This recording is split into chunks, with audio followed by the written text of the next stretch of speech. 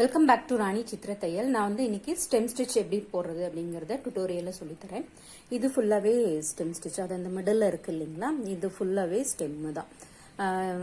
இந்த மோட்டிவ் போட்டுட்டு அதில் ஸ்டெம் போட்டுட்டு லேஸ் டேசி, அப்புறம் அதில் ஒரு குந்தன் வச்சுருக்கேன். இது சும்மா ஒரு குந்தன் மட்டும் ஃபிக்ஸ் பண்ணி அதை டெக்கரேட் பண்ணியிருக்கேன், அவ்வளோதான். இது மாதிரி நம்ம டிஃப்ரெண்ட்டாக ஏதாவதுனாலும் போடலாம். இது சுடிதார், ப்ளவுஸு, இது மாதிரி எதுக்குனாலும் நம்ம போட்டுக்கலாம். சாரீ அது மாதிரி போட்டிங்கன்னா ரொம்ப அழகாக இருக்கும் இந்த டிசைன். இதோட ஃபுல் அண்ட் ஃபுல் இது போட்டதே காமிக்கிறேன் பாருங்க. இது ஃபுல் அண்ட் ஃபுல் இந்த மயில் பீகாக் ஃபுல் அண்ட் ஃபுல் இதுலேயே போட்டது, ஸ்டெம் ஸ்டிச்லேயே. பார்க்கவே அழகாக இருக்கும் பாருங்க.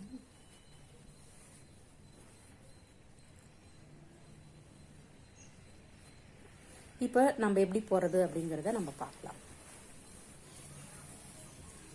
இந்த இது எடுத்துக்கோங்க, இது மாதிரி கோடு போட்டுக்கோங்க. ஆல்ரெடி சொன்ன மாதிரியே இது ரன்னிங், இது டபுள் ரன்னிங் முடிச்சாச்சு.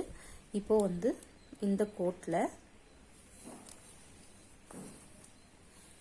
இங்கே ஆரம்பிச்சுக்கோங்க.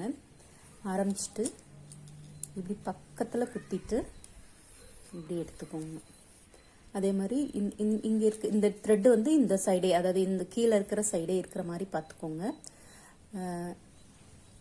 எவ்வளோ சின்னதாக போடுறீங்களோ அவ்வளோ அழகாக வரும். இப்போ நான் இப்போ கொஞ்சம் பெருசாக எடுத்துக்கிறேன். கிட்டவே எடுத்துக்கோங்க. இப்படி எடுத்துட்டு இப்படி இழுத்தீங்க அப்படின்னா த்ரெட்டை பிடிச்சிட்டு போட்டுட்டாலும் அழகாக வரும். இப்படி கண்டினியூஸாக போடும்போது அழகாக இருக்கும். இது நெக் லைனுக்கு போடலாம், குட்டியாக அழகாக டெக்கரேட் பண்ணலாம்.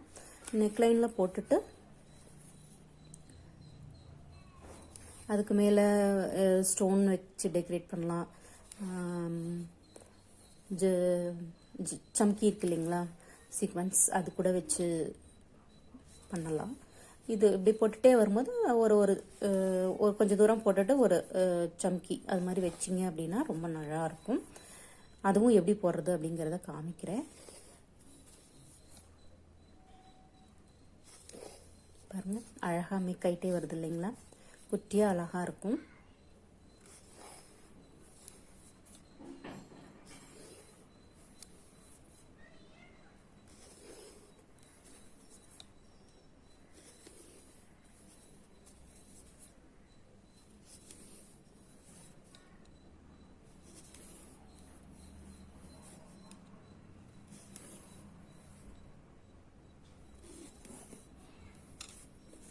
ஃபஸ்ட்டு எதுக்கு லைனில் போடுறது அப்படின்னா, லைனில் தப்பாக போட்டோம்னா கூட திருப்பியும் வேறு லைன் போட்டுக்கலாம்.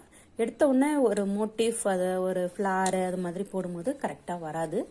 அந்த டேர்ன் பண்ணுறதெல்லாம் கரெக்டாக பண்ண முடியாது. அதனால் எடுத்த உடனே நம்ம இதில் ஃப்ளார் அது மாதிரி போடாமல் இது மாதிரி லைன்ஸில் ஃபஸ்ட்டு ப்ராக்டிஸ் பண்ணுறது பெஸ்ட்டு.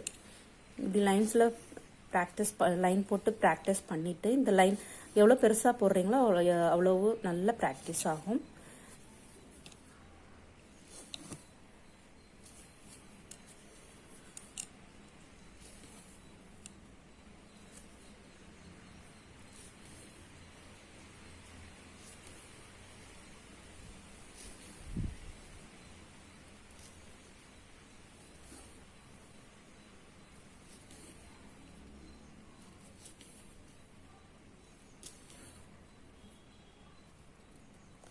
இப்போது பின்னாடி போய்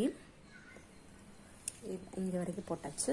இப்போ இதுக்குள்ளே பின்னாடி போயிட்டு சொல்லி கொடுத்தேன் இல்லைங்களா, அது மாதிரியே ஒரு த்ரெட்டுக்குள்ளே விட்டுட்டு இப்படி எடுத்திங்கன்னா நல்லா லாக் ஆகிடும். அதுக்கப்புறமேட்டு இதுக்குள்ளார விட்டு இந்த த்ரெட்டு இருக்கு இல்லையா, இந்த த்ரெட்டுக்குள்ளே விட்டிங்கன்னா நல்லாவே லாக் ஆகிடும். அதுக்கப்புறமேட்டு இது ஒரு 2-3 த்ரெட்டில் உள்ளே விட்டு எடுத்துடணும். இல்லை அப்படின்னா பிரிஞ்சு வர வந்துருமோன்ற அந்த பயம் இருக்காது. அதுக்காக நம்ம இந்த மாதிரி 2-3 த்ரெட்டுக்குள்ளார விட்டு எடுத்துக்கலாம். சும்மா விட்டு எடுத்திங்கன்னா போதும்.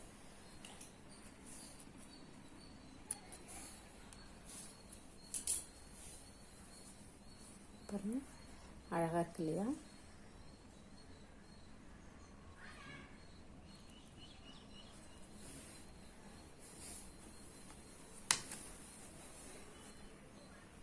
இந்த வீடியோவை பார்த்ததுக்கு நன்றி. பிடிச்சிருந்தா ஷேர் பண்ணுங்க, லைக் பண்ணுங்க, சப்ஸ்கிரைப் பண்ணுங்க. தேங்க்யூ.